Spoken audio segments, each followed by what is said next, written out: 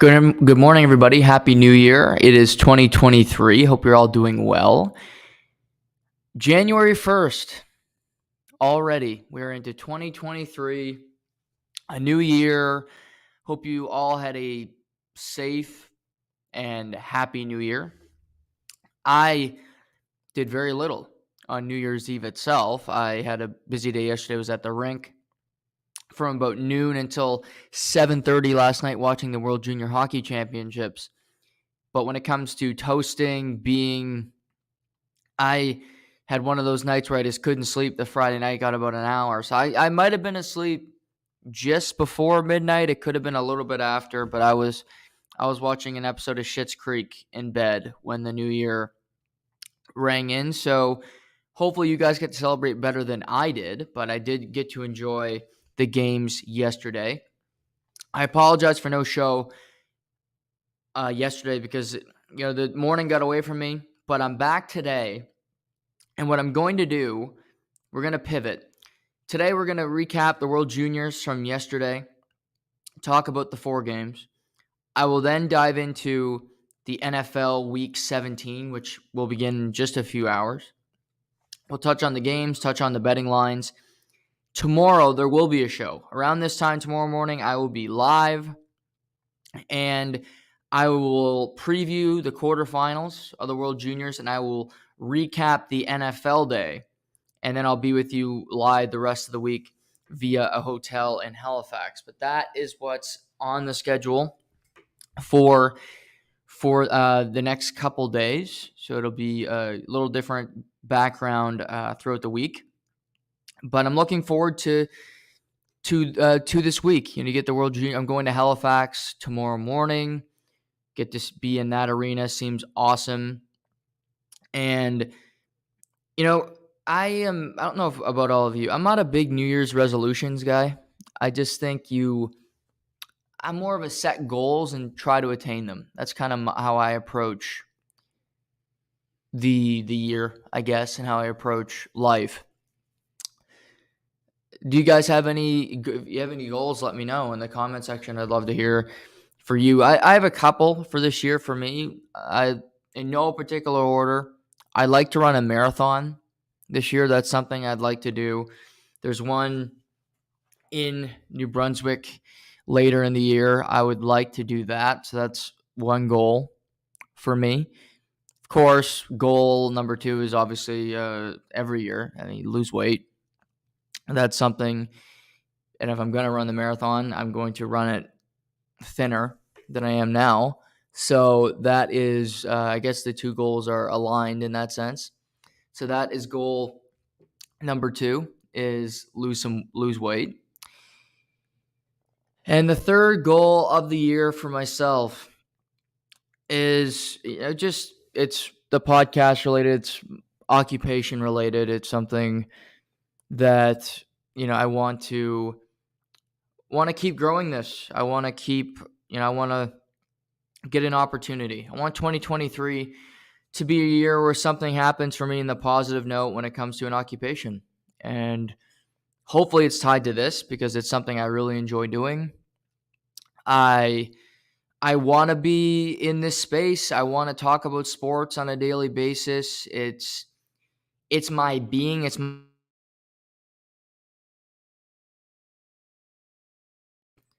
That gives me that sense of purpose, that sense of that feeling that you get when you're like yesterday being at the rink the whole day. I didn't mind it. Traveling this whole week, to Moncton every day, it didn't bother me because I knew I was going to do something. And if that takes me away from New Brunswick, then it takes me away from New Brunswick. I'm perfectly content with that. But that's my goals for the year. Have a break occupationally, run a marathon, and coinciding with that, lose some weight. Those are my goals for 2023. I'm not a resolutions guy. To me, that's cliche. If you want to do something, do it. You don't need a 2023 to start doing it. If you want to go to the gym, go to the gym. Don't go do it because it's 2023. If you want to learn how to bake, look it up. You can look it up any day of the week. To me, the signal from like 2022 to 2023, every year that it changes, it's just a calendar. New Year's is a stupid holiday for me. I think it's way overblown, and it's not something that really should be celebrated all that much. But there's my curmudgeon coming back into the surface. If you want to do something in your life, do it. Attack it, try to accomplish it. That's how I look at life. If you want to watch more football, watch it. Just sit down on the couch. Nobody can stop you. Well, maybe if you're married and your wife comes into the room, then maybe she can stop you from partaking. But otherwise, enjoy it. Just sit down and watch some football. I recommend it. It's pretty fun. Those are my goals for 2023. What are yours? If you are a resolutions person, more power to you. Just not my style. Not my style, the old resolutions. But anyway, let's get to the World Junior Hockey Championships. Yesterday was the final day of round robin play.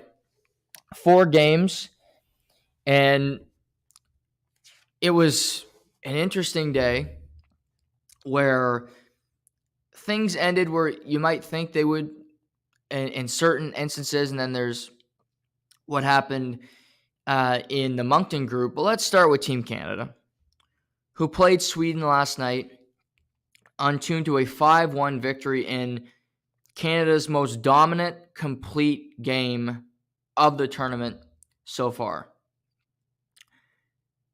Team Canada did score power play goals. They did, although they only went 1 for 3. But I saw a team last night that played 4 lines, and 4 lines did not all score, but they all played a factor in the game. But seemingly every podcast, I have to start it with this. Connor Bedard does it again. 4-point night. It seems like a crap night after he had a 7-point and then 6-point night in back-to-back games. But with that 4-point night, he has now tied Eric Lindros for most points ever at the World Junior Hockey Championships with 31 by a Canadian. So with 1 more point, he will have the most points in a World Junior career by a Canadian player. And by the way, he's only 17. He could play in 2 more tournaments, but he won't because he'll be playing in the National Hockey League. This is how great he's been since coming, and he's been bar none the best player in this tournament so far.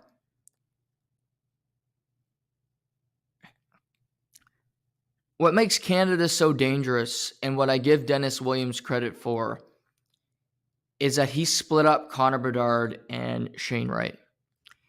And that's a really smart decision. That was something that had to happen. And the reason is because it makes Canada so dangerous because you have a 2-headed monster with players that have high-end scoring ability and unique vision and confidence with the puck. Shane Wright might have lacked confidence playing for Seattle. He might not have had it earlier in the season when he was a healthy scratch sitting in the stands. But just before the World Junior Hockey Championships, if you recall, he was sent on a conditioning stint to the Coachella Valley, the AHL affiliate of the Seattle Kraken. He scored 5 goals in 6 games, and then in his first NHL game back, he scored against the Montreal Canadiens. He came into this tournament as red hot as he possibly could be, and he's had at least 2 points in every game of this tournament. He's playing like an NHL player at this tournament, like he should, like Connor Bedard is. But you have 2 players that see the ice so well, that are not afraid to try to make a play, and that the opposition knows if we give these guys space, they are going to make us pay the price. Case in point, last night, Shane Wright has the puck, And the defenseman's doing a pretty good job of shielding Shane Wright. But Shane Wright has such an ability to pass the puck. He has the confidence to make a difficult pass through a stick, through a skate, take to Brennan Othmann.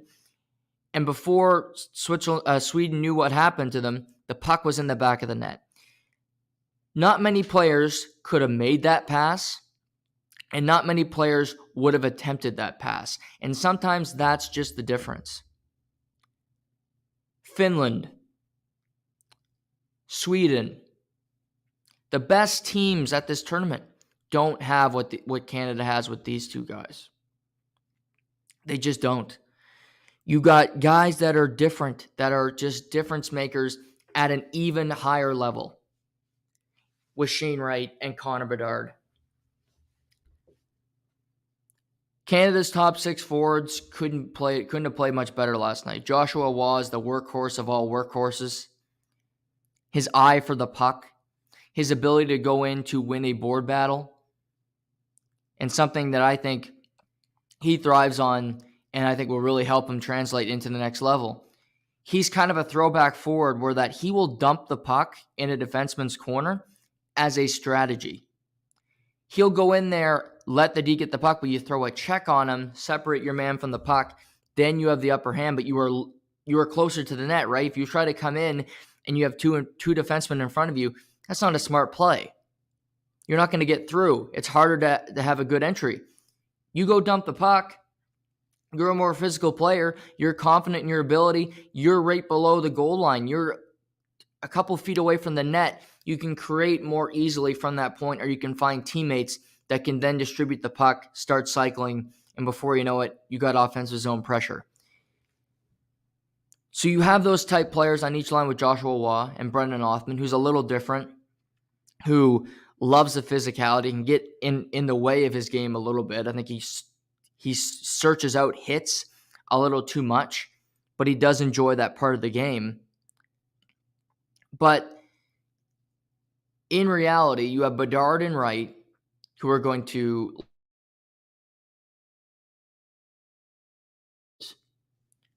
who will back check, who will pass, who will go into corners, has great vision.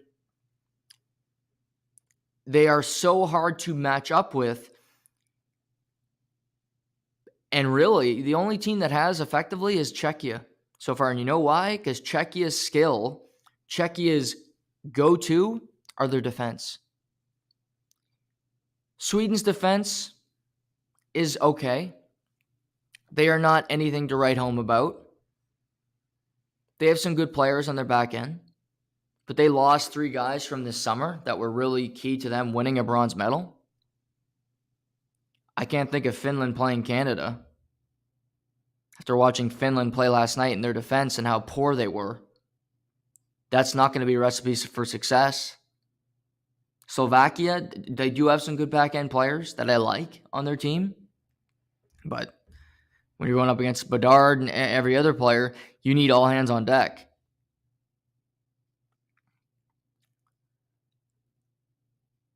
So Czechia is the toughest matchup because of their strong defense. I'll touch on the U.S. here in a second. But when you don't have strong defense, the opposing team is not smothering you in the neutral zone and you have easy entries, you're going to have a long night. And Sweden did last night, getting outshot 45-23 and having no real pulse of the game. In the second period, they had some power plays. They had a 5-minute power play in the first period after Zach Opschek left the game with a kneeing major, which was a kneeing major. I had no problem with that call. So you get those power plays, and Canada, Milic was solid in net, but they were great in front of him too. They didn't allow a lot of grade A opportunities.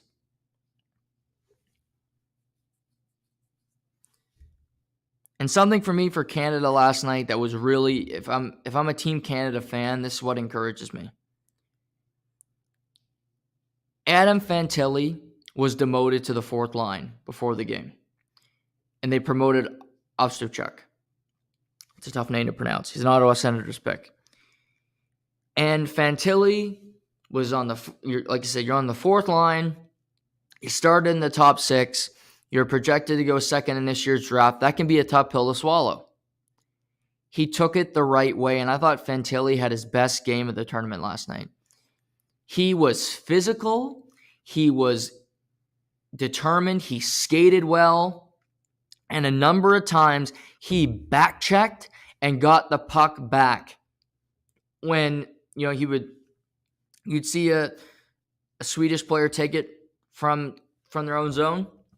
He back-checked in the middle of the ice, make an excellent play. He's just a good hockey player. I saw things last night that could translate really well into the National Hockey League for Fantilli to be a really good top 6 forward that can be a great goal scorer, but can also be conscientious defensively. So it's one thing to be demoted and still want to shoot the puck and still want to be that guy that is the goal scorer like he is at Michigan and that he projects to be at the next level. But he's a youngster at this tournament, and for him to embrace that role in one game and to see him just run over guys and be physically dominant, that's what Canada needs. Because they don't have – their bottom 6 is what it is. Scoring-wise, they're not all that big of a threat. But when you're not giving up good opportunities, when you are getting offensive zone time that you can cycle and you have guys on the back end that can score goals, that's an excellent deal. So I thought Fantilli had a great game last night. Just keep it simple, stupid. Like I've said all tournament, he just got back to basics, looked at his game and said, how can I be effective? And sometimes that's as easy as it is. When you're a player struggling, how can I help this team? If you're on a goal drought, okay, you might not score a goal because you're still a little snake bit, but block a shot, be physical, back check, be in good positions. He checked all those boxes last night. So if I was a scout watching that game last night, I loved that game from Fantilli because he could play a different role if you need him to. And he showed it on a big stage in just one day to prep for it. That's a big deal. Good for Adam Fantilli last night. Olen Zellweger for Canada did not have a good night last night. Excellent defenseman, was pretty horrid in the game. Turned the puck over like crazy. They had a couple of bad pinches, took some penalties. He just didn't have a good night. Great player, off game. But the thing for Canada is they got a defense pairing. To me, that's their third pairing, but it's morphing into one of their best. And that would be with Tyson Hines, number 4, and Kevin Chorsinski, number 25. And I look at this pair as just a perfect pairing because you have a mix of offense and defense. Tyson Hines is going to score goals at the next level. He's got a great shot. He's got a really great ability to read a play when the right time to jump into a play. And he's got smooth hands for a big defenseman. I also think he moves well, but Tyson Hines, smart player and a really good offensive touch. So I love his game. He's looked really good in this tournament. But Chorsinski, number 25, has continued to step up game after game after game. And forwards, if you can get by Hines, good luck getting by him because he will skate with you for days. The guy is a gazelle. He's just an effortless skater. Moves up and down the ice, quick, gets the puck back, quick zone exits. He moves into the play. He will stay behind and make smart defensive reads. He eliminates guys from pucks using his physicality or using just his hockey IQ. I think he's a really, really good hockey player. And this pair, to me, is as good as any they have on the team. Like I said, Zellweger had a tough night. Del Mastro is a big physical defenseman. And he can have his problems because sometimes he's a little fleet of foot. Sometimes he goes for a big hit and gets himself out of position. These two just seem to be in the right spot at the right times. And sometimes that's all it takes. Both of these guys are real, it's Ottawa first rounder, a Chicago first rounder for Shorsinski. I think Chicago's got a good defenseman. I think they got a guy that might not play at the NHL right away, but I think he's going to be an NHL defenseman because just of his skating alone, that's so hard to teach. And he's a pretty big guy in the back end anyway. You can get that physicality, work on his shot a little bit so he is a little bit of a threat offensively. But these two should play more in my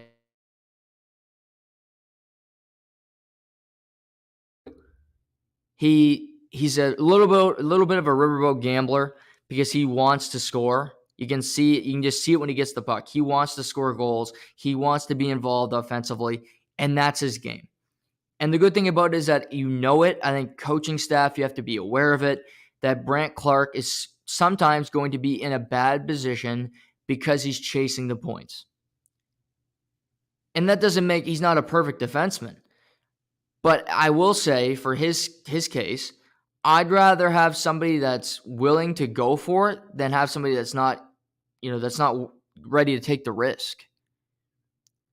I want somebody that's going to be excited, that wants to be involved, that's ready to get into the play.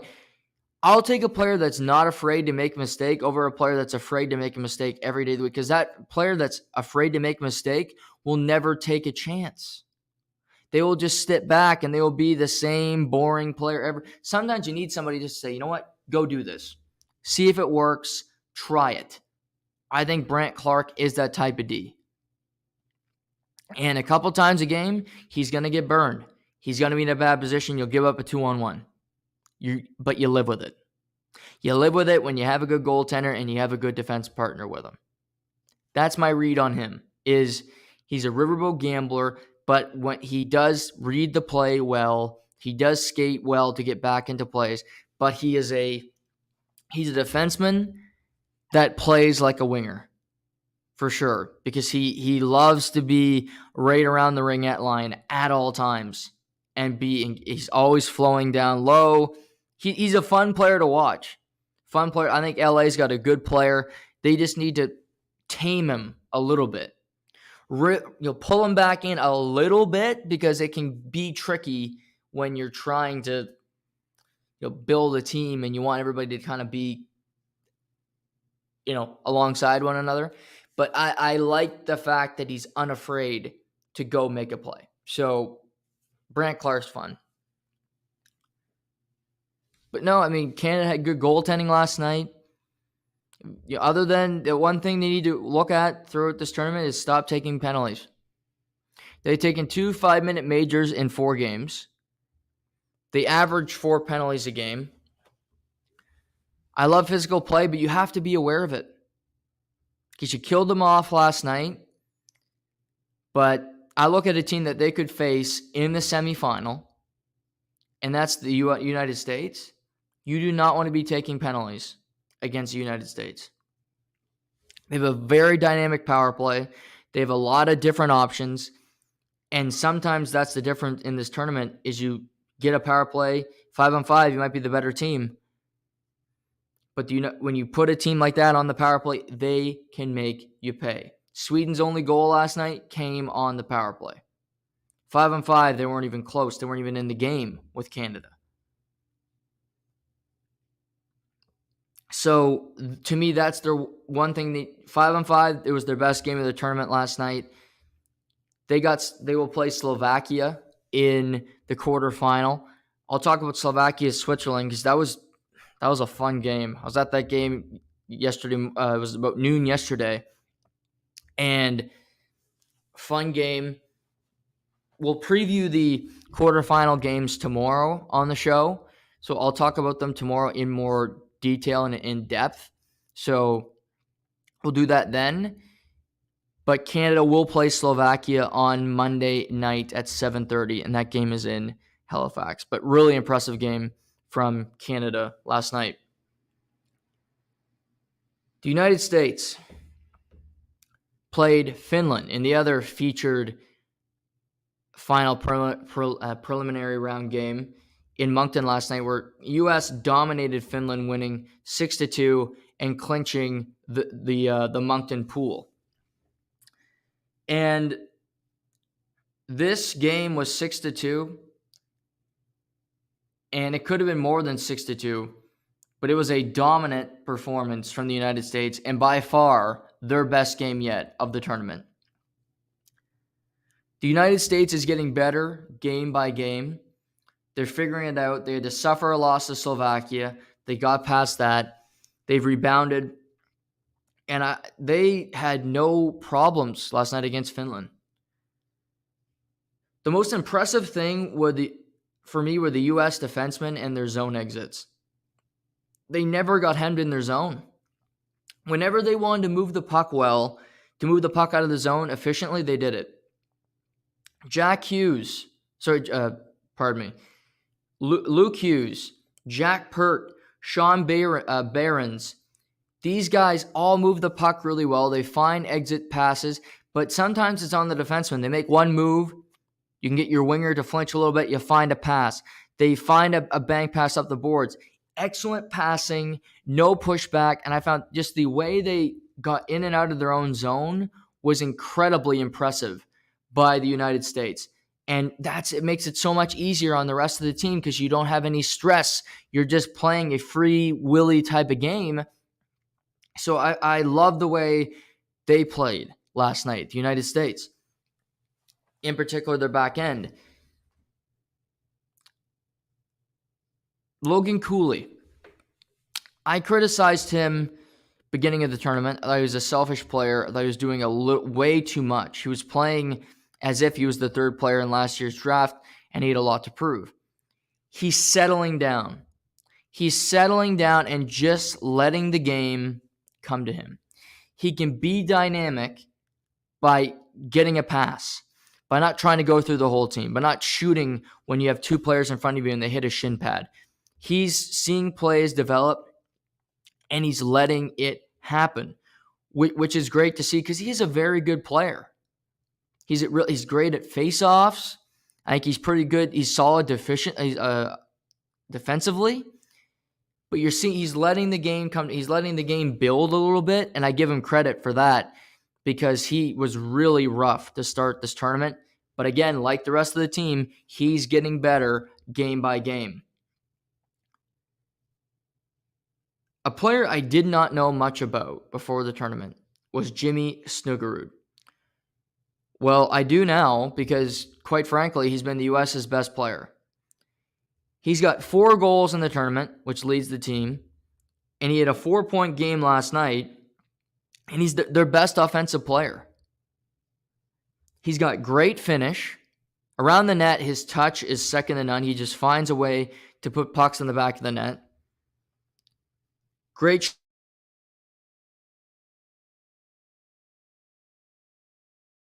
Guys are starting to converge on him. He's finding open players.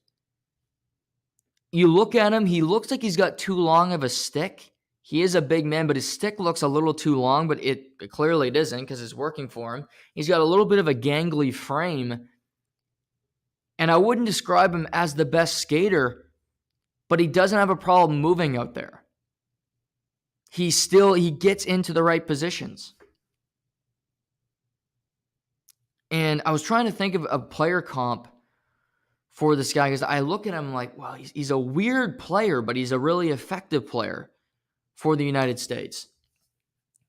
And I look at him and I kept thinking last night, I'm like, who do I think of this guy? Jimmy Snuggerud, like I said, gangly frame. Who does he remind me of? And I kind of thought of Owen Nolan, former Maple Leaf, former San Jose Shark. Now, Owen Nolan was a center. He did play wing later in his career. I didn't think Owen Nolan wasn't the greatest skater. He was a smart player. He had a very good career. I think Snuggerud will be an NHL player, certainly. And he's had an excellent tournament to really put himself, in the limelight because, like I said, he's been their most consistent player. He's been their most consistent player all tournament long. And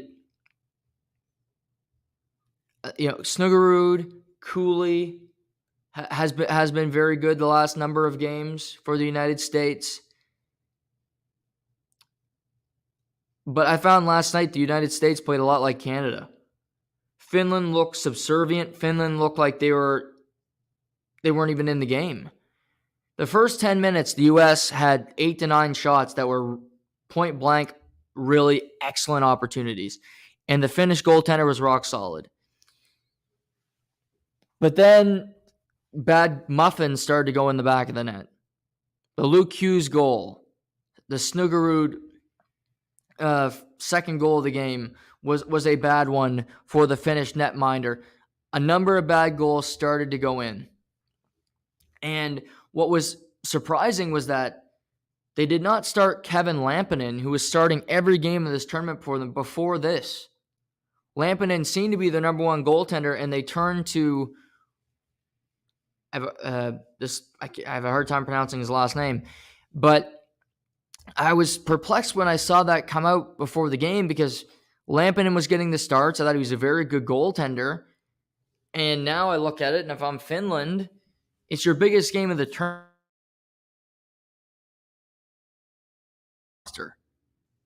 That's bad coaching. That's bad system.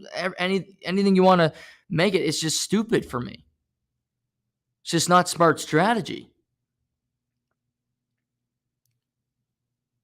So that was bad from Finland.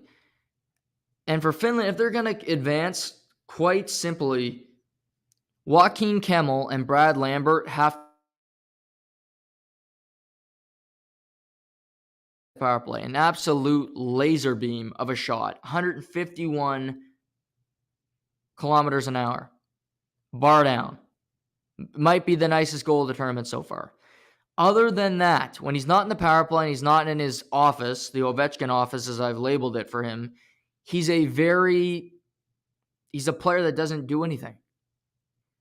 He tries to go through 3 guys, doesn't get through them, they go back the other way. He's lazy on the back check. He's lazy in the offensive zone. He doesn't make anything happen. Brad Lambert, I've seen him play at this tournament 3 different times, and he's gotten worse every tournament. He's got 1 goal in 4 games.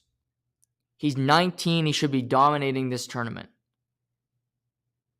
Do I think his line mates aren't great? Yes. But also, I see him skate for days, but nothing comes of it. He'll do a circle in his own zone. He'll have the puck. He'll be in a corner, but nothing comes of him having the puck. For Lambert, number 33 for Finland, watch the game on Monday. If they're going to win, he's going to have an impact on the game. He does nothing to impact the game through 4 games. 1 goal in a game against Slovakia. That was it. Other than that, he's been a player that's just been there for the Finns. Finland's best player last night was number 29, Okainen. I thought he was great. He took a penalty, but he was engaged. He was one of the few Finnish forwards that was engaged.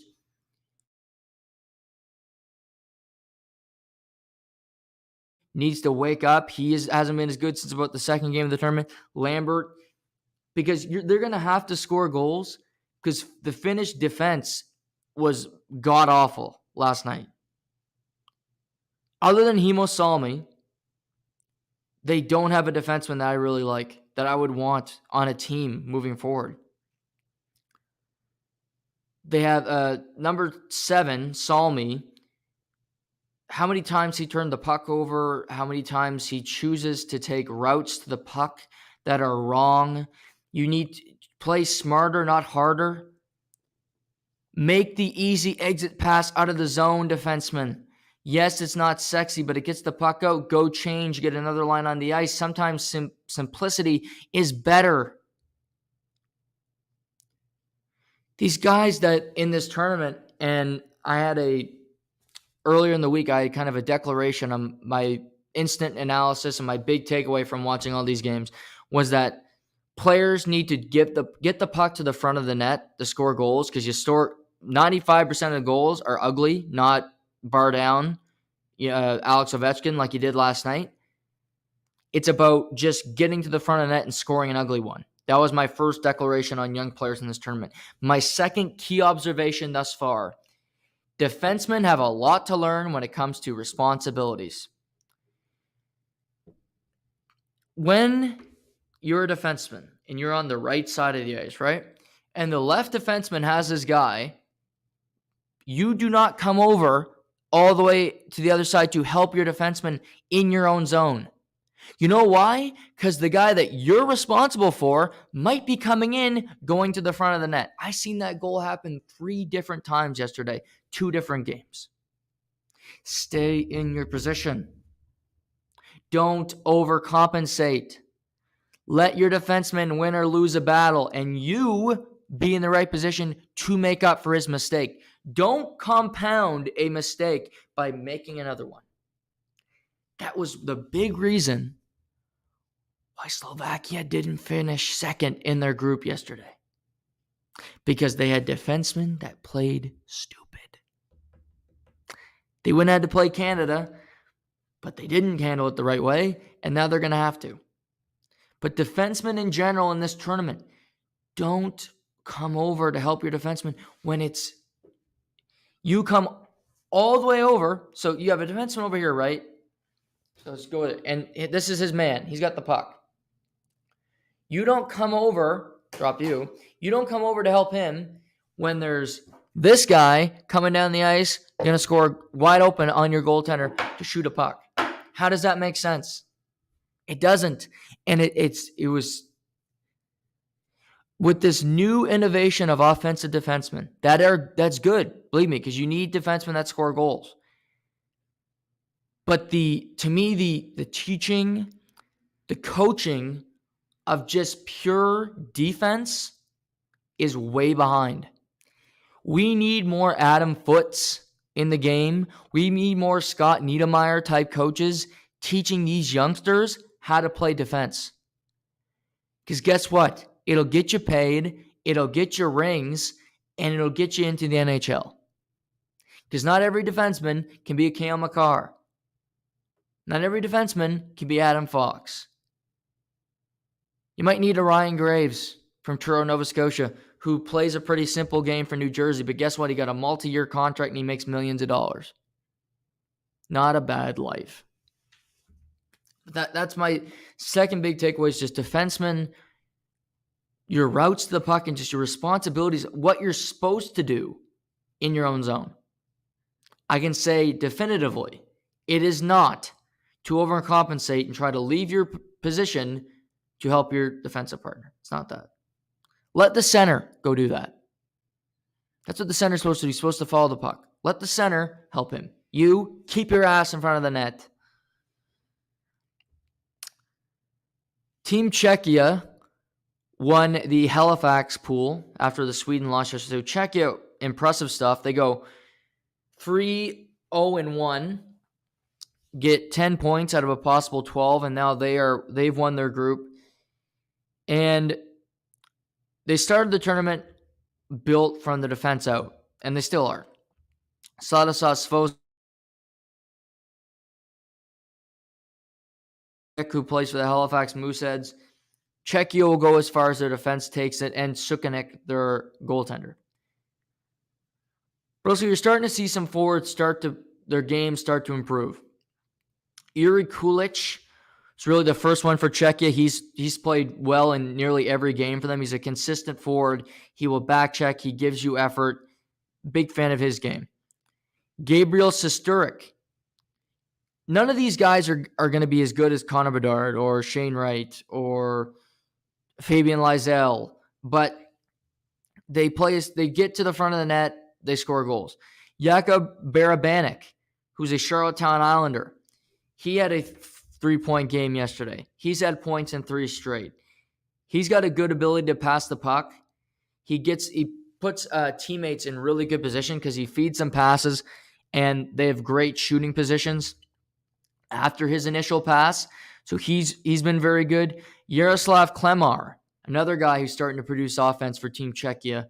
And another guy, Marcel, has had a solid tournament as well.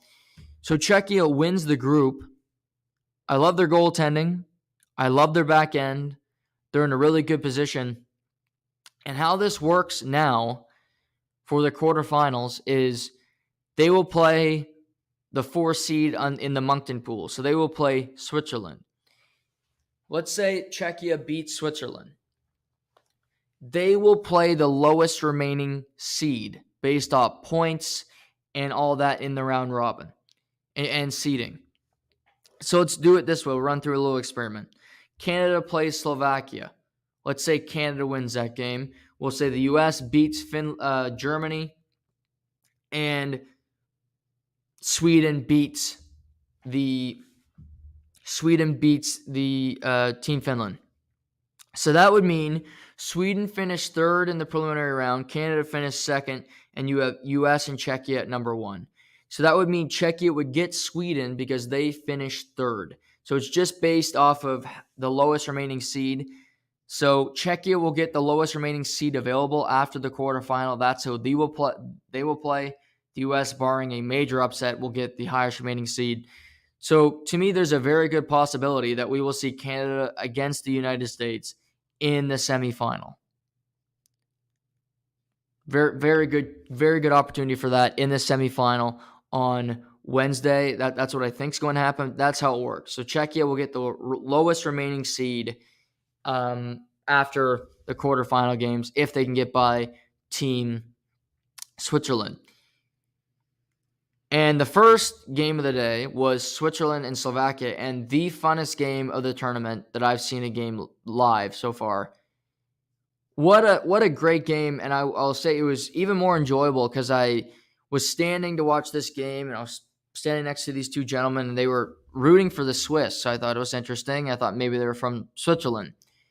So I asked the man standing next to me if he was a Swiss supporter, and he goes, no, the U.S., and obviously the U.S., Switzerland winning the game yesterday benefited the U.S. greatly. And it turned out they were parents of 2 U.S. players, Dylan Duke and Sean Behrens. Both very nice gentlemen. We stood together the whole game. They were very into it, had some great chats about hockey development, talked about college football. It got me excited to go even. They gave me some good options to watch games at the University of Michigan, which sounds, I didn't know they sold out as much as they did. So it was just a really good conversation, meeting parents, really excited for their kids being there. They were really enjoying Moncton and the New Brunswick experience. So I'll just say to those two guys, great meeting the both of you. And, Dylan had a very good game last night. I thought Dylan Duke had a really good game for the United States. But, very, very nice meeting the two of them. Very nice standing with them. And you remember those games because it was an awesome game back and forth. And then you get to meet two very nice people in the process. It was a very, very enjoyable experience throughout the entire thing. But Slovakia had a 3-1 lead entering the third period. And their top line, Meshar, had a great day. Petrovsky is scoring 2 goals. So they had a lead. But Switzerland, as I said at the beginning of the tournament, anybody that tells me that Switzerland is not pesky is a liar.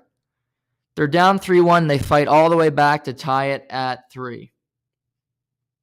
Lukas Reichel, number 24 for Switzerland, had a big day.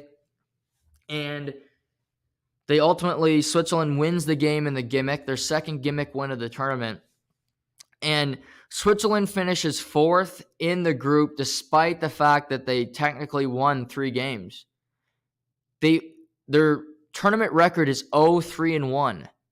So 3 overtime or shootout wins and 1 regulation loss to the United States. But because they only finished with 6 points, Finland with 7, Slovakia with 6 as well. Slovakia with 7 as well. They finish 4th, and they will get Czechia. Attila Biaksa for Switzerland. I wanted to touch on him for a second. He's the captain. Halifax Moosehead is the captain of Team Switzerland. I like him. I think he's got some promise. I think he's had a pretty good tournament. one thing about him is he's really unselfish. I think he could be way more selfish. He's playing on a team that, quite frankly, doesn't have as much talent as the rest. He's got great vision.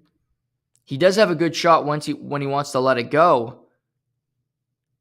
But if I'm his coach, I'm telling him to shoot the puck more. Really good power play player. He can get passes through tight areas, but he's 19 years old and he's undrafted. He's played for the Mooseheads the last 3. He's got 27 points in 28 games this year in the Q. He's not lit up. He had 14 points in 39 last year for the Mooseheads. But he's played in the last 3 World Juniors. He's a point per game at this World Junior. He had 6 points in 5 games this summer. To me, he's a guy that I would take a chance on, a camp invite, something if you're a team, because he moves well. He's not afraid to engage physically. He does have a good shot. And you can find gems, guys that go later that turn out to be really good players. As I've seen some of the players drafted in this tournament, I don't know why U.S.A hasn't been. And the benefit for him is he could play till he's a 20 in the Q. Play for the Mooseheads this year, go on a long run, hopefully win the Memorial Cup, get some more limelight there for somebody like him. But I noticed he was undrafted. He's always in big situations for Team Switzerland, and I get it. It's a lesser nation. But he clearly is the backbone of the team. He plays the penalty kill, so he can play in those situations as well. He's not asked to be a major goal scorer in Halifax. They have Jordan Dumais, who is lighting up the league offensively. So, but, the Swiss will play Czechia. Czechia definitely is the tougher quarterfinal than the United States. United States will get Germany. Switzerland, like I said, has won 3 games. Czechia has won 3 games. The Swiss, I'll talk about the quarterfinal matchups tomorrow. That'll be a separate part of the show. But one final pieces of information before we get off the World Juniors and pivot to football. Zach Dean was injured in the game last night for Team Canada, and it did not look good. If you were watching the game, he left. You heard him yell in the third period, and it sounded like a pretty severe injury. And the O-Dog and Bob McKenzie talked about it on the panel at the end of the game, that Canada can bring a player, you can bring an injury replacement in. These teams from European countries bring players with them because of travel. But for Canada, you're one flight away from getting a player there. And I was even thinking last night while they were saying this, Jordan Dumais plays for the Halifax Mooseheads. Canada's in Halifax the rest of the tournament. Dumais was at camp with Team Canada, and he was ultimately cut. I don't know if he was their last cut, but what I do know is that he's scoring at a great clip in the QMJHL. He's right there. He can drive over to the hotel today, and he's with the team. If they're going to add a player, I just think adding Jordan makes a whole lot of sense. He's an 18-year-old kid. He'll be 19 in April, so he could play in the tournament next year, which I think he will. But this is just in 31 games this year, he has 68 points. He's the third-round pick by the Columbus Blue Jackets. Last year in 68 games, he had 109. So he's had incredible success playing for the Mooseheads. He's right there. I would make that call. Zach Dean's a much different player than Jordan. Jordan's more offensively minded for sure. So maybe they'll want a different body, but to think how close the player is in proximity to bring him in, that would be my idea if I'm Hockey Canada, if I'm the Team Canada coaching staff. I'd call up his billet family, say him, get him over to our hotel, and if they need a guy into the lineup tomorrow night, he would be the guy. And he can be your extra forward. Reed Bankier can be promoted. You can move guys around. Maybe Jordan doesn't even get a shift, but he's just on the bench as your extra forward. Because you never know with travel. We've seen during the holiday season how guys can get stuck at airports. David Yurchek didn't get his gear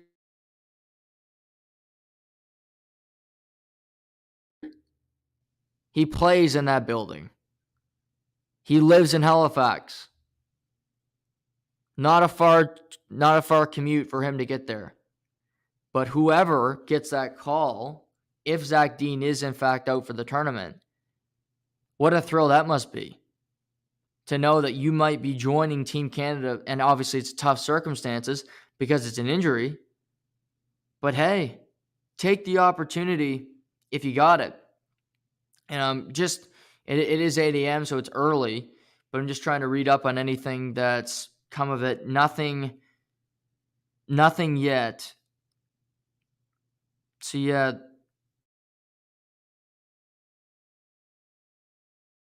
status following the contest.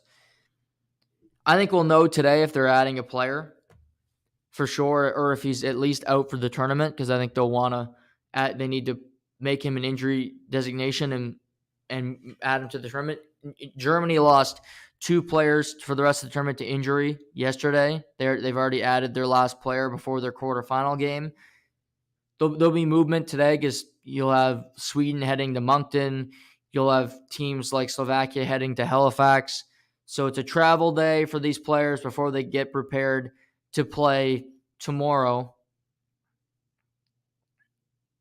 Anytime tomorrow for the quarterfinal games. So, like I said, tomorrow morning I'll preview the 4 quarterfinal games, and those games will be Switzerland, Czechia, USA, Germany, Canada against Slovakia, and Sweden and Finland. 2 of those in Moncton, 2 in Halifax. Now today, NFL Week 17. Interesting slate with some playoff implications and some really important games as we head into postseason in just 2 weeks.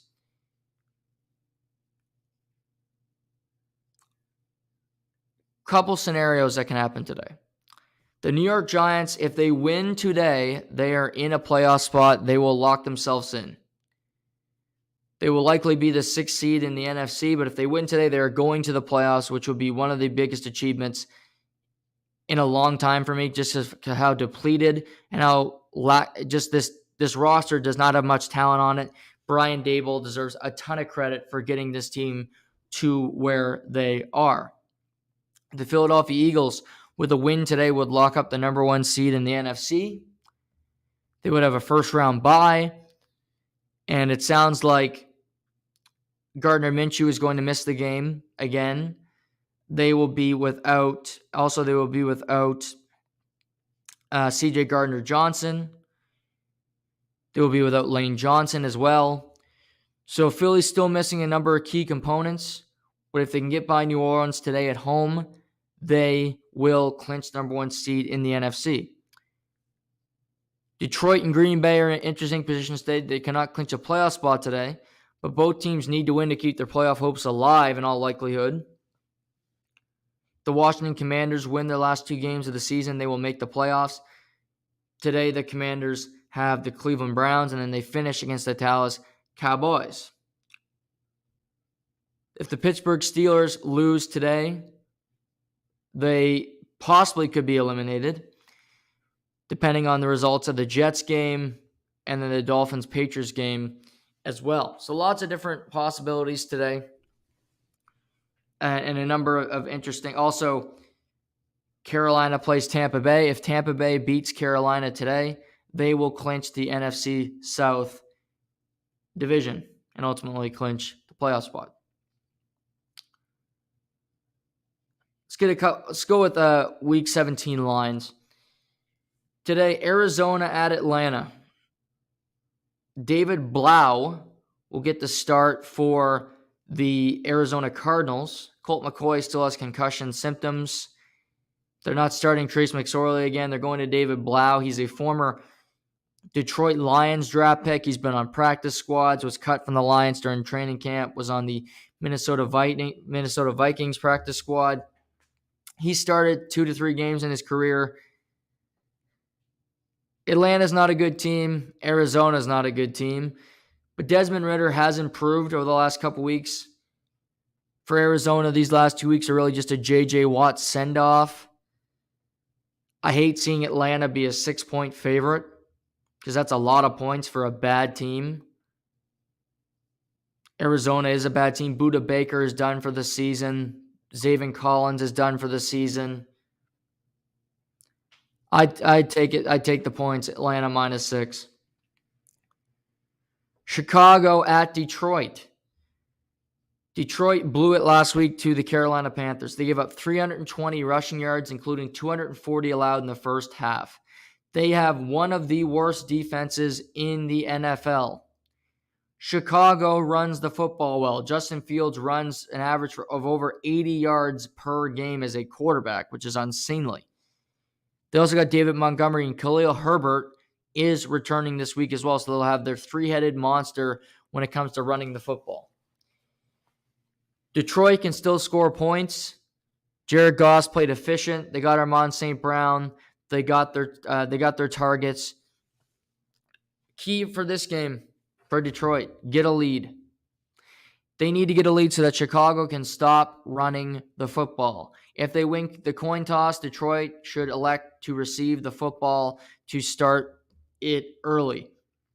Chicago's playing for nothing. They're playing for a draft pick. Justin Fields in the back of his mind's got to be thinking, I need a receiver that can help me moving forward. I still think the Lions are a fringe playoff team. I think they're better than the Packers.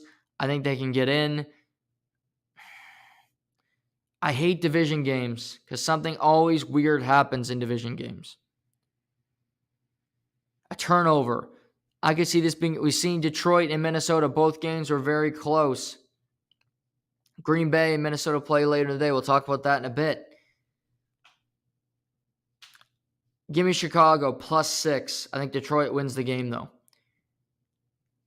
Denver, let's ride at Kansas City. Haven't heard anything on Russell Wilson being benched after they fired Nate Hackett, so he'll likely get the start today. That likely hurts Denver's chances more than anything. They gave up 54 points to the Rams last week, but they do have one of the best defenses in the NFL. But for Kansas City, they know this week is important. Here's why. Kansas City right now is the second seed in the AFC. If they win the rest of their games, they will be the number 2 seed in the NFC, potentially. But if they win their last 2 games of the season and Buffalo loses a game, they can leapfrog Buffalo into that number 1 seed. The big game this weekend for them is Buffalo at Cincinnati. What KC needs to do is TCB, Cosmo Kramer, and Brant Leland. Take care of business and then hope that Cincinnati can do you a favor. Because if Cincinnati can beat Buffalo at home on Monday Night Football, Buffalo will drop to 4 losses, as will Cincinnati. KC will be the only team in the AFC with 3 losses, meaning they will be the number 1 seed. They would have to win their final game of the season against the Las Vegas Raiders, and they would lock up the number 1 seed in the first round bye. Now, when it comes to this game, I hate huge spreads. 12.5 is a lot. But KC dominates the AFC West. Denver is a horrible team. They can't wait for the season to end. They're searching for a new head coach.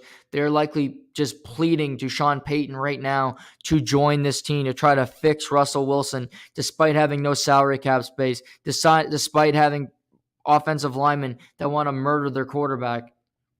Give me KC -12.5. One of the more interesting games of the afternoon.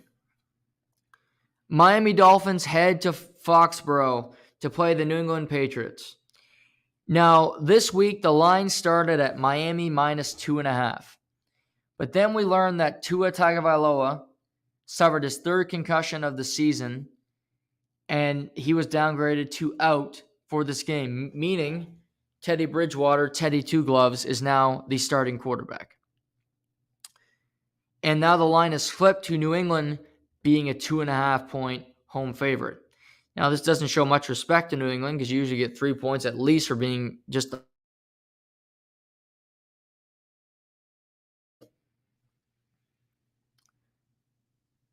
Now, looking at this head on, to me, the key for this game for the Miami Dolphins, if they're going to win, is first down.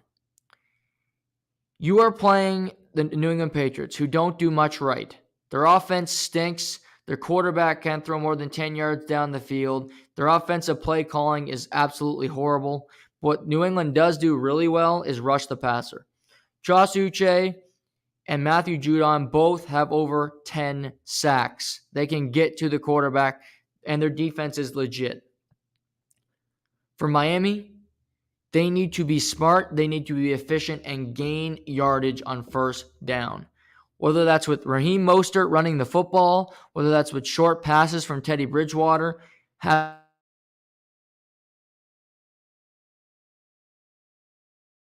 that's a recipe for losses.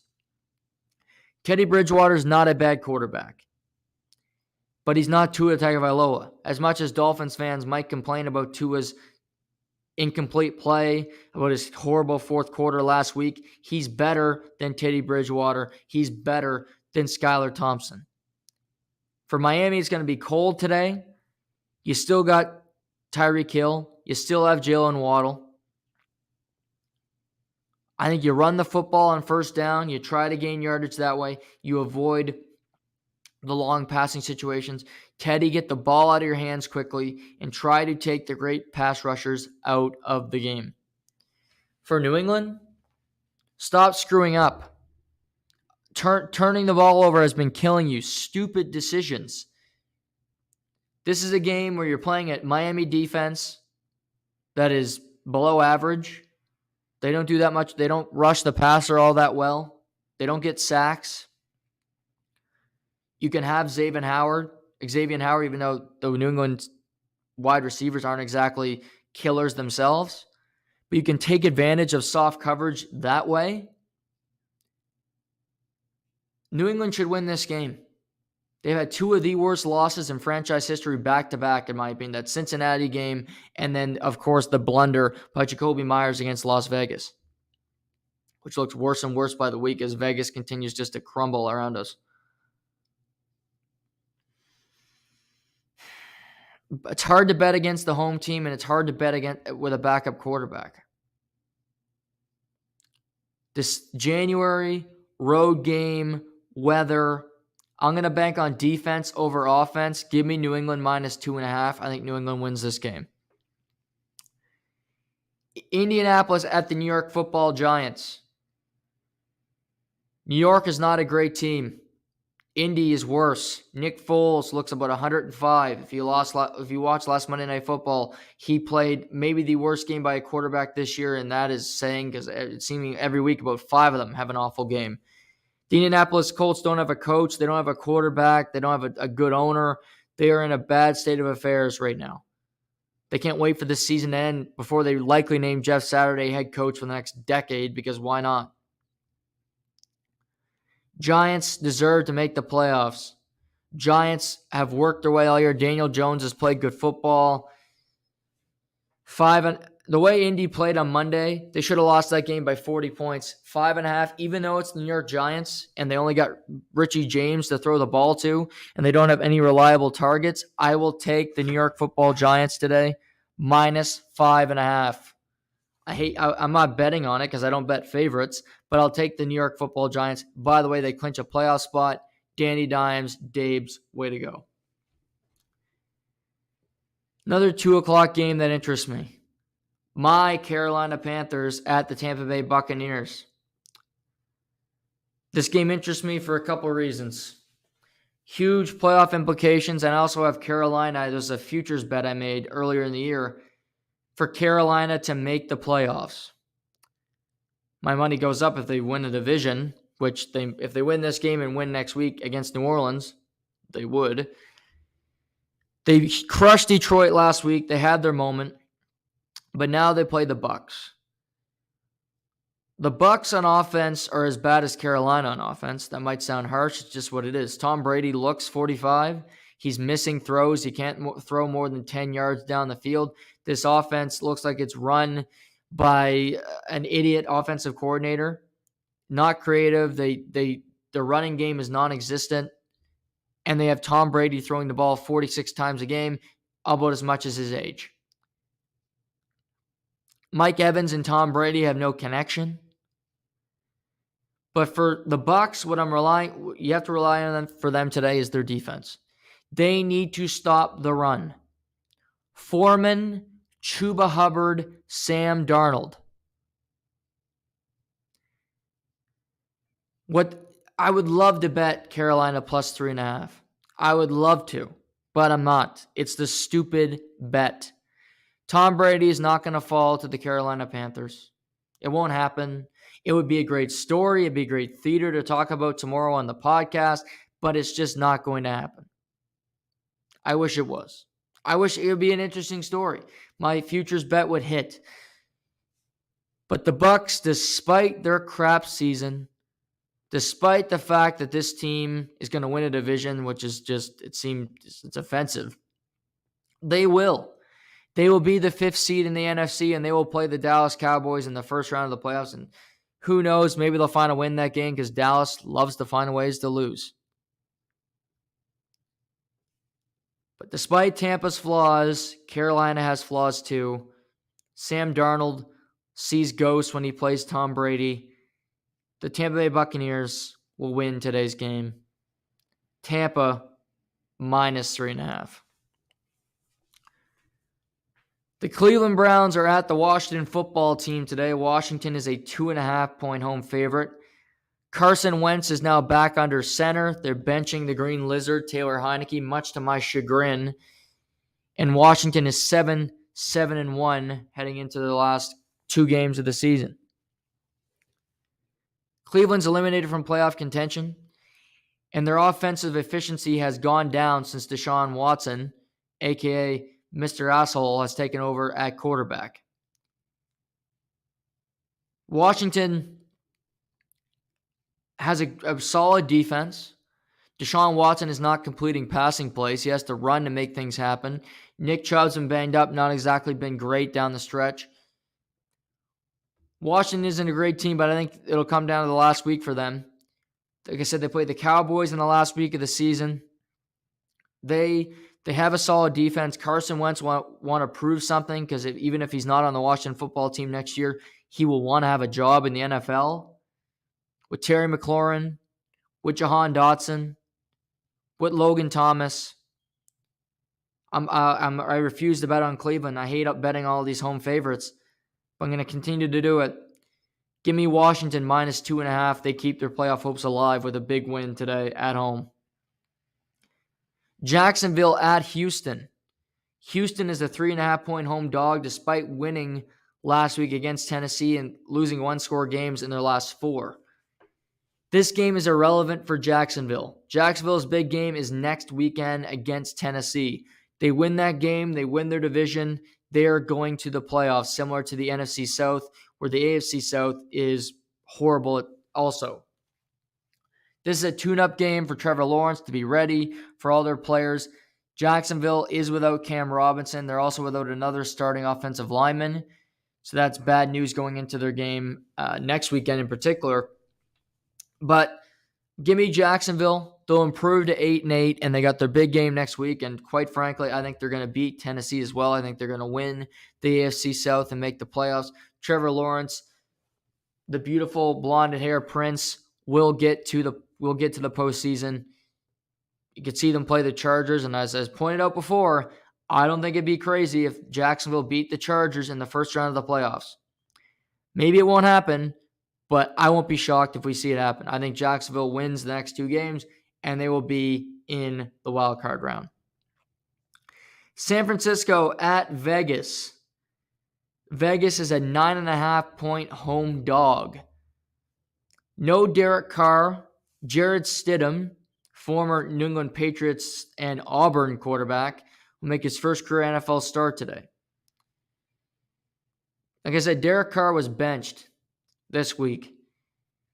Devontae Adams went on Instagram and kind of gave a cryptic message supporting his guy, not saying he was the reason he was in Vegas. Derek Carr, not the coaching staff or anybody else. I like Derek Carr. He's going to be in a new team next year. I think that's good for both sides. 9.5 is a big number. I think San Francisco is the most talented roster in the NFL. Brock Purdy has not lost. They've won 8 in a row, San Francisco. Now, I will say I hate teams that go on big, long win streaks going into the playoffs. It scares me a little bit because you're due for something to go wrong. But Jared Stidham's only played in the preseason. He's never played an NFL game. So he's coming in fresh. Devontae Adams is going to play. Josh Jacobs, I think, might be ruled out. He's been banged up. If I'm him, I'm not playing the last 2 weeks of the season because I want a contract going into next year, a long-term one. Likely not from Vegas, but elsewhere in the league.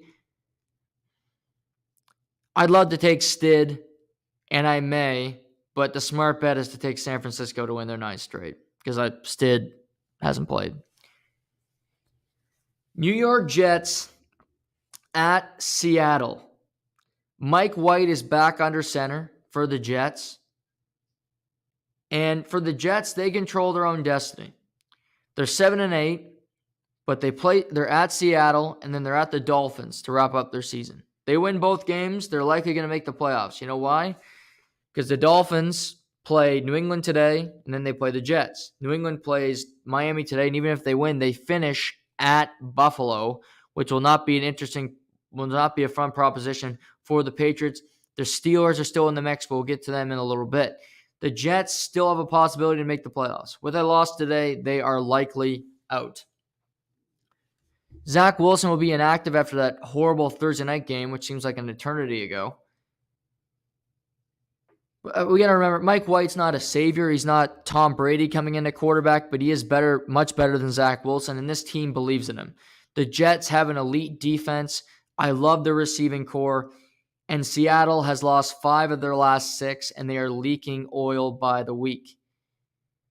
Seattle still has an opportunity to make the playoffs, but they need to win out themselves playing against the Jets, and I believe finishing against the Los Angeles Rams and Baker Mayfield. Seattle's defense is getting worse and worse. Like I said, I like the Jets. I think the Jets are a better team than their record says. If they had a quarterback, they would certainly be a playoff team. They'd be better than the Chargers, in my opinion. They'd be better than Baltimore. But because of circumstance, because of just the ineptitude of Zach Wilson, they are where they are. Seattle's the toughest place to play in the NFL. That crowd, that atmosphere, they will be very loud today. Geno Smith, it's a revenge game for him. He was a Jet back in the day. It's where it initially started. And I like the Jets defense more. I like Geno Smith more, and I like Mike White. I think Seattle can still make the playoffs in the NFC. They're as good as Green Bay. They're as good as, these teams clinging for a spot as Detroit, Washington. Seattle's a home dog. I love seeing a home dog, and I'm rolling with it today. I'm banking on Geno. He's a Pro Bowler. Tyler Lockett. Give me Seattle today +2. This is going to be a fun game, though. I can't wait to watch this one. A lot of storylines from it, huge playoff implications. But give me Seattle +2. I think they find a way to squeak out a victory today to remain in the playoff hunt going into Week 18. Minnesota at Green Bay. This is a rematch of Week 1 where Minnesota started their ascent into a great season. They are now 13-3. Green Bay is 7-8. Minnesota has won 11 one-score games this season. They are 11-0 one-score games, which is an NFL record. Green Bay is still in the playoff mix. They win out, they're going to get in. They finish against Minnesota at home, and then they got Detroit at home. So they very much control their own destiny.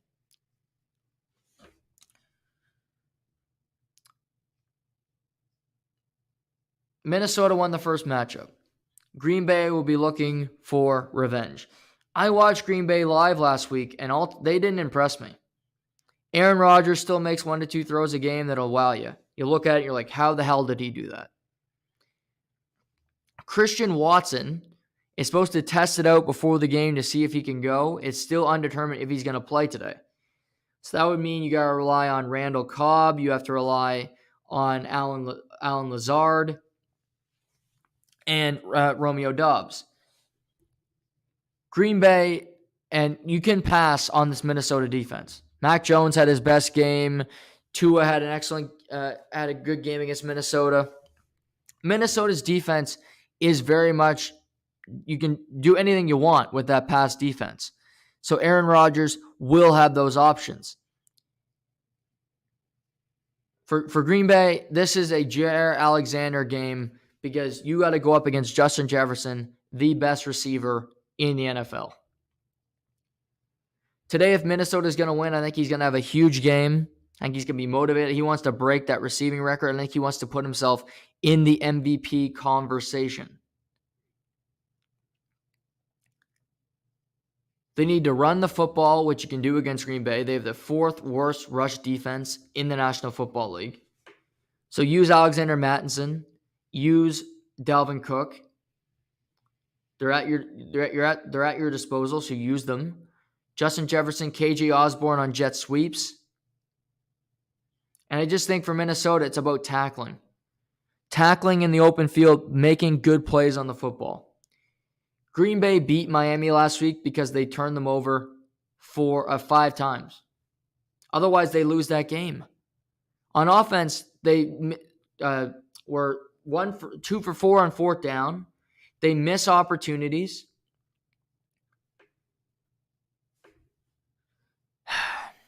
I remember when Minnesota played Dallas, and I said Dallas is a much better team than Minnesota, and Dallas beat them 40-3. I don't think Green Bay is a better team than Minnesota. But Green Bay's at home. It's outside. It screams that Aaron Rodgers is going to win this game. But Green Bay has not shown that they were that team the whole year. Betting on Kirk Cousins when it's not 1 o'clock in the afternoon is a scary proposition because he will likely let you down. But I'm going to do that today. I'm going to bet on the Minnesota Vikings +3. Give me the points. They're on the road. I get that they won the first matchup, but I don't see a great Green Bay team. They don't know how to use Aaron Jones. They don't use him running the football. In their running game, it's pretty stagnant. Minnesota's defense is not great, but neither is Green Bay's. Will they learn how to cover Justin Jefferson? They didn't in week 1. He nearly had 200 yards receiving. Minnesota will improve to, what are they, 12-3 now? Maybe 13-3. No, they're 12-3, 15 games. So they'll improve to 13-3 today with a huge win at Green Bay. Get them out of the playoff picture. That's my prediction for today. Rams at Chargers, Battle of LA. To think the Chargers are the team going to the playoffs and the Rams are not, but Baker Mayfield is coming off a huge Christmas Day win.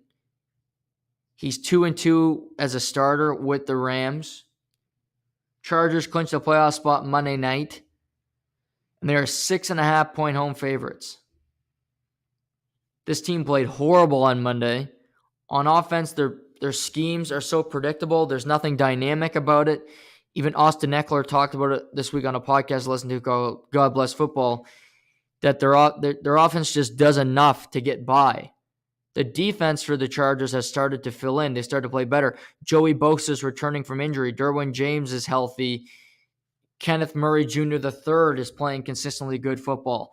So the Chargers defense is excelling while this offense is just stuck in the mud. They don't do anything that well.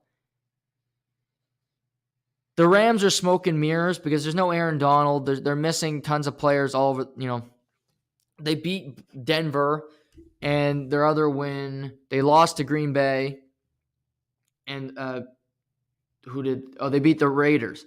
So Baker Mayfield and the Rams have beaten 2 teams that have not made the playoffs. They lose to Green Bay, a team that could potentially make the playoffs down the road.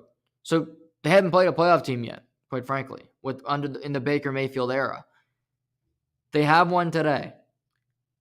After watching the Monday night game, I'm so perplexed with this Chargers team, and I left the game looking at it saying I'm not impressed at all.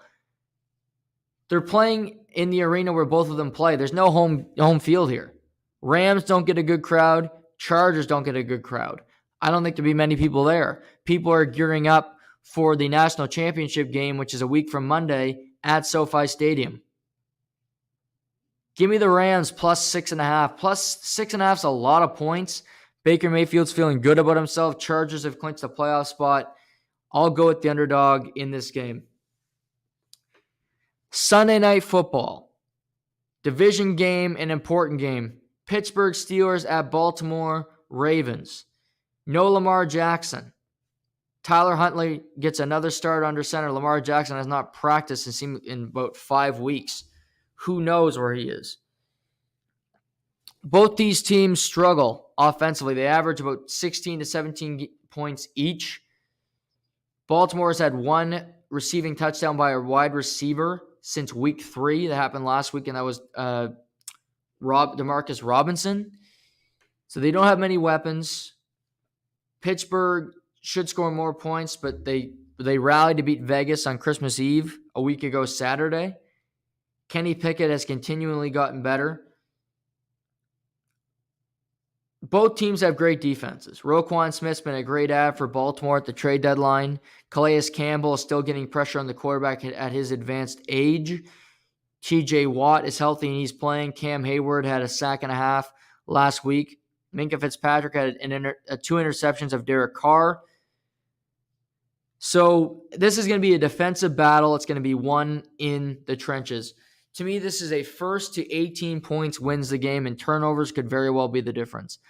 Tyler Huntley can make stupid plays with the football, and Kenny Pickett's a rookie, so you know he can do it as well.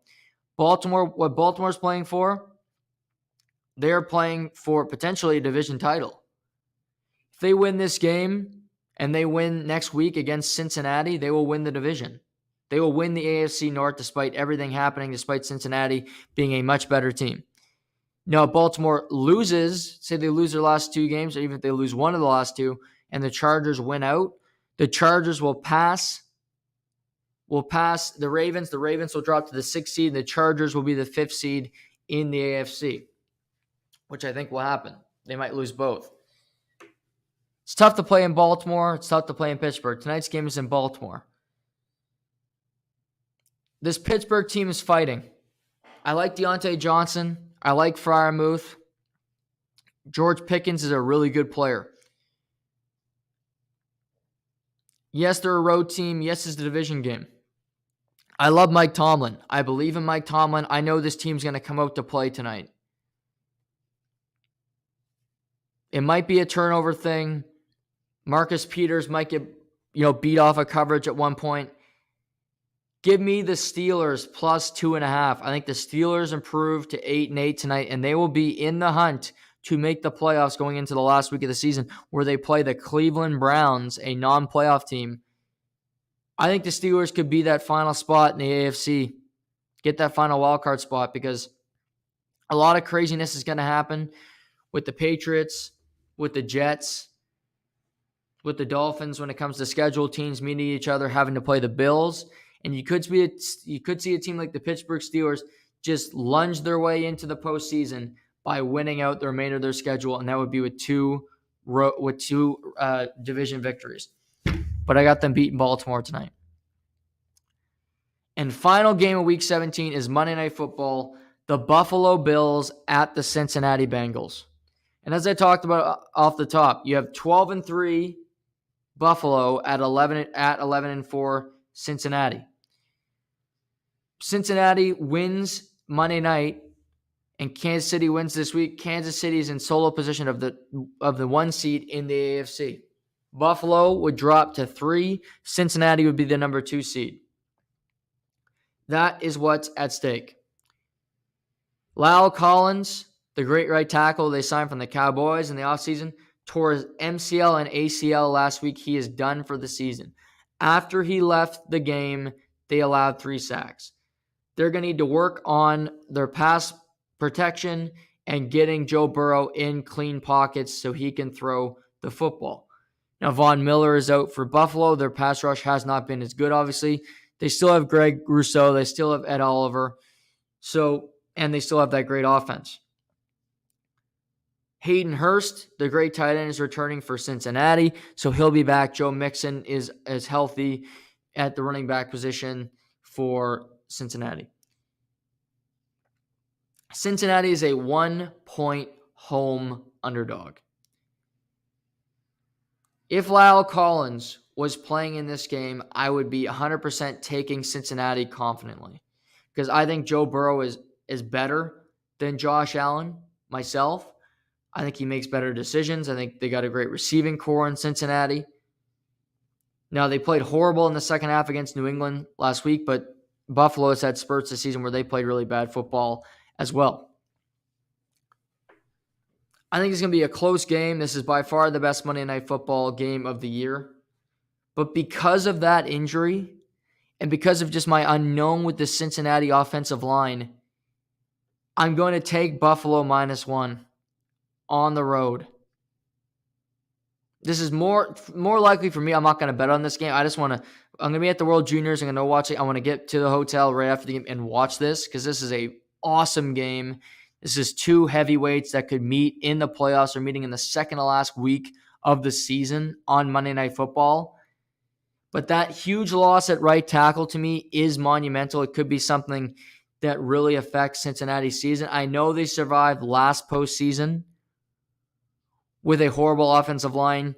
Joe Burrow getting sacked 9 times against the Tennessee Titans. I just think it's a different year. I think Buffalo is better than they were last year. And I think the Kansas City Chiefs are better than they were last year. So Monday night, awesome game. I think Buffalo squeaks. I think Buffalo will be the number 1 seed in the AFC. They will get it. I don't think they'll win. I don't think they'll win the Super Bowl. I don't think they'll represent the AFC in the Super Bowl. But I think they'll earn that bye. But I'll tell you, the Kansas City Chiefs will be having their TVs on Monday night, rooting hard for Cincinnati to pull off that upset. So lots of fun stuff today. Some games that don't mean a whole lot. There's other really important playoff implication games to keep your eyes on. Tomorrow on the show, we got a reaction to the NFL weekend. We got quarterfinal previews in the World Juniors. That's all coming tomorrow, and then we'll doing shows from a hotel room in Halifax the whole week, reacting to everything in the sports world.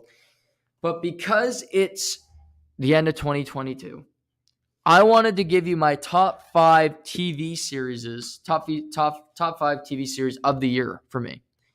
If you haven't seen any of these, I recommend you watch them. I don't watch a whole lot of movies anymore because the movie industry is really saturated.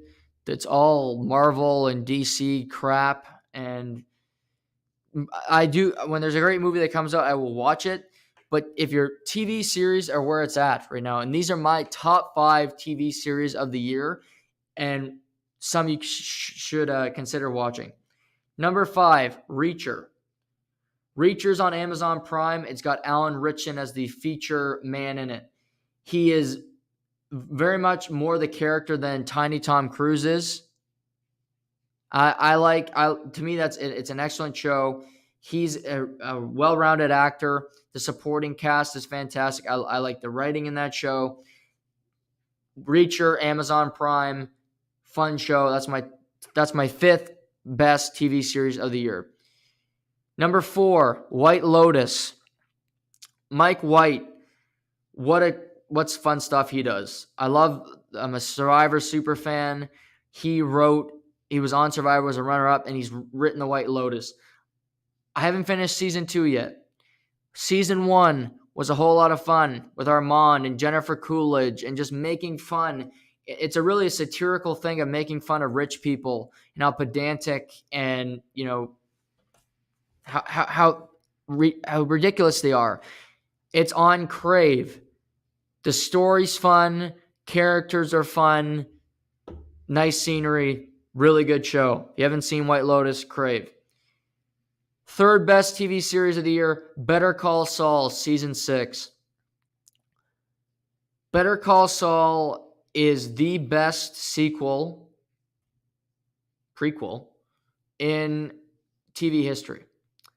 Bob Odenkirk as Saul, Rhea Seehorn, who did not win an Oscar for all those seasons, which is a travesty that I'll never understand.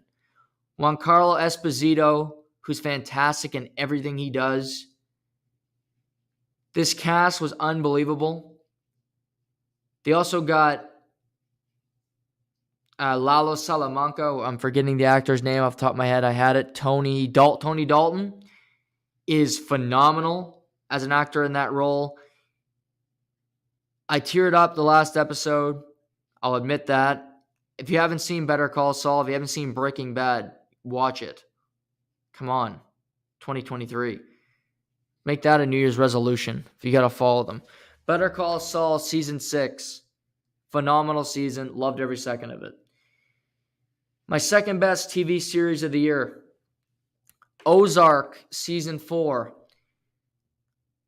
Jason Bateman, Laura Linney. Thank you. Thank you for creating a show that was very similar to Breaking Bad, but was so different in so many respects. Had so many differences. Ozark is to me, it's a show that can reflect so many people and decisions that you make. Decisions that you make a decision in life and you don't think it's going to really affect you. Or you don't think about the long-term effects that it might have on you or your family. It obviously happens to Jason Bateman. And we see the results of that. But you go through the series and you get blossoming stars. You know, Ruth Langmore, Julia Gardner, who's now been in multiple movies since. She played, I watched a little docu-series that she was in. She was phenomenal in that role. I think she's going to be a star. First half of season 4, I preferred it. I will say, a great show with a great ending. I thought the ending was perfect. It was fitting. I recapped it on one of my earlier shows. To me, it's a perfect end to that character. I won't spoil it again if you didn't watch the show. Love the way they ended the show. Thank you, Jason Bateman. Thank you, Laura Linney. My number one TV series of the year is Blackbird. Blackbird is, wow, it's 6 episodes, but it's 6 episodes of incredibly deep, it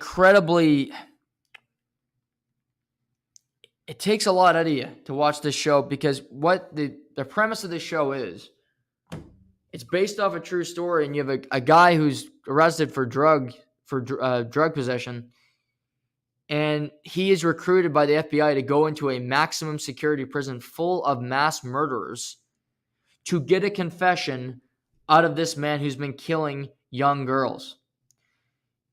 Taron Egerton is the lead in this show. If you're not familiar with him, he's Welsh. He was in Rocket Man, the Elton John movie. He's been in Robin Hood. But he's in this movie, Blackbird. It also has Paul Walter Hauser, who plays the serial killer, who should have won an award for it, in my opinion. He was in Richard Jewell, which was an interesting movie. He's an extremely creepy character. You see, at the end of the show, you see this, how he talks. He plays the character to perfection. It is Ray Liotta's last role. It's emotional. It's groundbreaking how I love the way they filmed it. Taron Egerton is fantastic in it. So is Paul Walter Hauser. 6 episodes on Apple.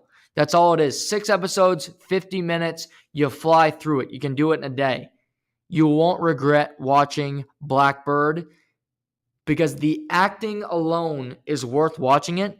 But the fact that it's a true story and how they stick to the script and how precise it is to its actual true details is really interesting as well. Loved Blackbird. Great show. Watch it. So head into the new year. There'll be new TV series. I'm just wrapping up watching The Bear, which has been a really good watch. You'll have another season of Reacher. I know Jack Ryan has come up with a new season already, Your Honor, Season 2. I do plan on watching that. You have White Lotus that I got to finish, Season 2. It's a new show on Netflix starring Juan Carlos Esposito, and if Juan Carlos Esposito is in it, I'm going to watch it. So I love TV series. It's the best right now. There's so much content. There's so many ways to watch these shows. So I'm looking forward to see what comes out in 2023 when it comes to really interesting series. So 2023 is here. We all have lots of positive things, hopefully, in this year for all of us to talk about and to dive into in the sports world and beyond.